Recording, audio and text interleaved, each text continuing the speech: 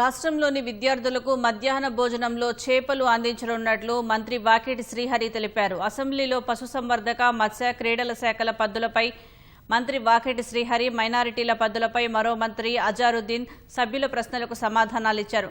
రాష్ట్రంలో బలమైన పశుసంపద ఉందని, గుడ్ల ఉత్పత్తిలో అగ్రస్థానంలో ఉన్నామని మంత్రి వాకిటి తెలిపారు. రైతుల ఇంటి వద్దకే సేవలు అందించే లక్ష్యంతో ప్రభుత్వం ప్రయత్నిస్తోందని వెల్లడించారు.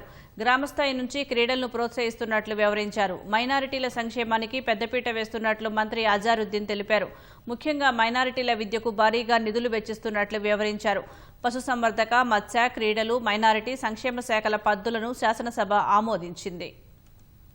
చేపలకు సంబంధించి మొన్నే కేబినెట్ లో మాట్లాడడం జరిగింది. మధ్యాహ్న భోజనం పథకంలో కూడా కేబినెట్ ని దానికోసం తిలాపి అనేటువంటి చేపని ఈసారి ప్రత్యేకంగా పెంచి మధ్యాహ్న మూలంలో ఉండే చేప పిల్లలకు ఇబ్బందికరం కాకుండా పౌష్టికాహారం చేప తిలాపి చేపను కూడా పెంచి ఖచ్చితంగా పిల్లల పౌష్టికాహారాన్ని కూడా బలోపేతం చేయడానికి ప్రయత్నం చేస్తామని తెలియజేస్తూ, అధ్యక్ష, అన్ని రంగాల్లో కూడా బాధ్యతతో కార్యం తీసుకుంటాం.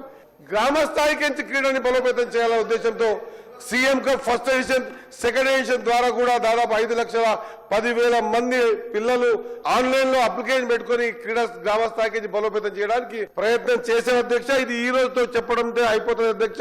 That the government has allocated a total budget of 3,590.77 crores for the welfare of minorities during the year 2025-2026.